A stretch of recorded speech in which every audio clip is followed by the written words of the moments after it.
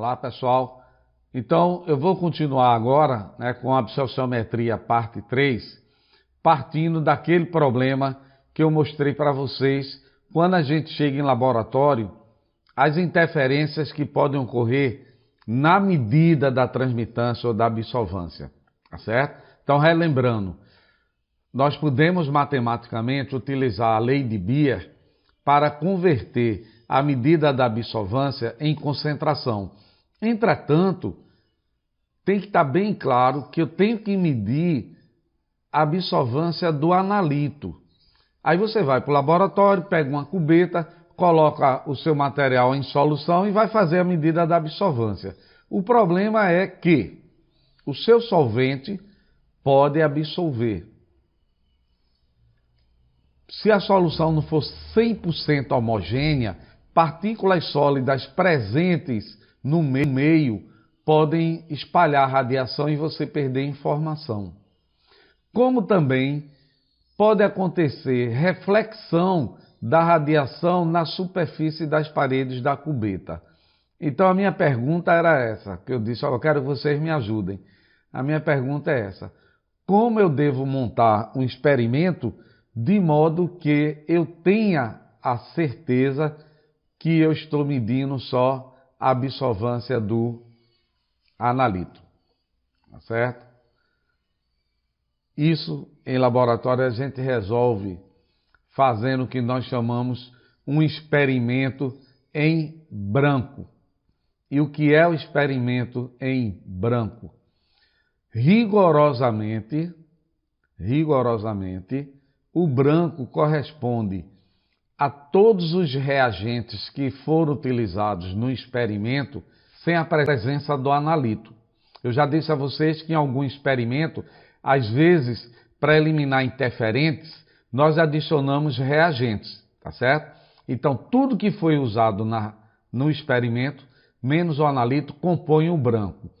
Na maioria das vezes, a gente considera o branco simplesmente o solvente, mas rigorosamente não é isso, tá certo?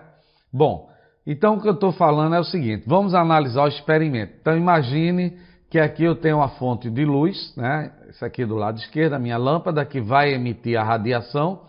Aqui é o feixe de luz e aqui é a minha cubeta. A radiação vai atravessar, só o analito deveria absorver radiação e chegar lá no detector. E a razão entre P e P0 dá para a gente a transmitância, que a gente converte em absorvância. Porém, no meio do caminho, poderá estar acontecendo o seguinte: o X aqui representa o analito. Eu só quero a absorção do analito. Esse AS representa a absorção pelo solvente. Eu tenho a legenda aqui do lado esquerdo, tá certo? PR, perdas por reflexão. E PD, perdas por dispersão. Então, gente, como garantir, diante desses problemas, que a gente não vai ter interferência disso tudo? Que eu vou garantir para você que eu vou medir apenas a absorção do analito. Conforme eu disse, nós vamos fazer o experimento em branco. Então, na medida da absorvância, eu tenho que fazer duas medições.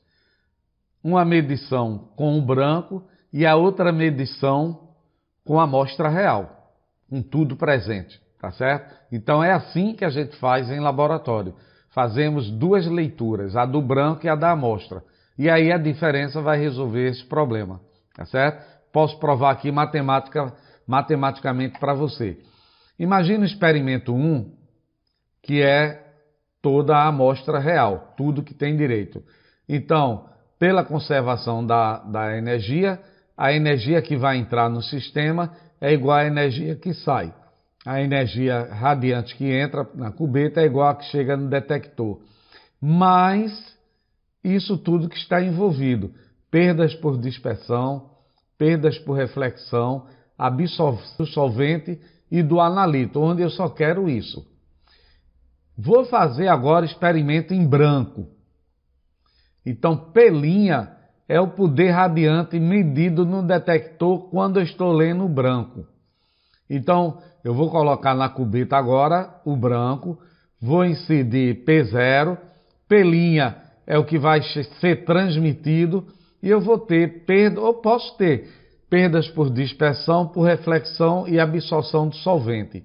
Então isso aqui é a configuração do experimento com o branco. E isso aqui é a configuração do experimento da amostra real. Da equação 1 e 2, nós podemos ver que vários termos são semelhantes. Olha, eu posso cortar então perdas por dispersão aqui, perdas por dispersão desse lado. Perdas por reflexão aqui, perdas por reflexão aqui.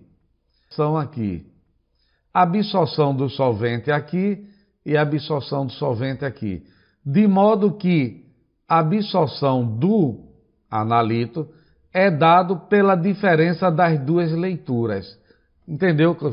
Então você lê o branco, lê a amostra, que o equipamento já faz essa diferença e aí a gente elimina todo e qualquer problema, tá certo? E para a gente finalizar, o que eu falei para vocês. Agora eu já posso medir, já sei como medir a absorvância só do analito. E como eu vou converter isso em concentração? Pela lei de Lambert e Beer. A absorvância, agora só aquela do analito, é igual a A vezes B vezes C. Então, olha, a absorvância está se correlacionando com C, que é a concentração. Então a gente vai no equipamento, faz aquelas leituras, aí eu obtenho o resultado líquido, a absorvância do analito. Jogo na lei de Beer e acho a concentração, tá certo? Esse A é uma constante. Embora eu tenha colocado aqui que é gramas por litro, ele pode ser em qualquer unidade de concentração. Se você tiver a concentração em miligramas por litro, ou em gramas por litro, ou em mol por litro, não é necessário fazer conversão. Esse B é o caminho óptico. Pode ser também espessura da solução ou simplesmente cubeta. A cubeta, ela tem uma espessura. Essa espessura aqui é a espessura da solução. Por isso que a gente chama caminho essa solução. Essas cubetas, elas existem em laboratório com tamanhos definidos. O tamanho mais utilizado é quando aquela espessura é de 1 centímetro, tá certo? A equação da lei de Lambert e Beer pode aparecer assim. Qual é a diferença daqui para aqui? Esse A é a absortividade específica. Quando a concentração está em unidade. Quando a concentração da solução é em mol por litro, aí esse Azinho se converte nesse épsilon, que é a absortividade específica, tá certo? Então, gente, a gente terminou a parte de fundamentação teórica da absorciometria. Tem 2 listas de exercícios para vocês. Tem uma sobre aquela primeira parte de comprimento de onda, frequência, equação de Planck, e eu vou disponibilizar uma também sobre a lei de Beer. Então, na verdade, nós já temos 4 listas de exercícios. Aí quais são as 4? Vocês estão esquecendo as 2 primeiras. Teve uma primeira que foi a revisão de expressão de resultados analíticos. A segunda, revisão de análise de dados. A terceira, a absorciometria parte 1. E a quarta lista, a absorciometria parte 2. Tá certo? Na continuação desse assunto, a gente viu a fundamentação teórica. Aí eu vou falar sobre o equipamento. Então, as próximas aulas, nós iremos falar de instrumentos para espectroscopia óptica. A gente vai usar um espectrômetro que trabalha na região do ultravioleta e visível. Aí a gente vai falar um pouco sobre isso, tá bom? Então, não perca o prazo das atividades. Eu vou colocar essas atividades com prazo de devolução. Então, Não perca, por favor, ok?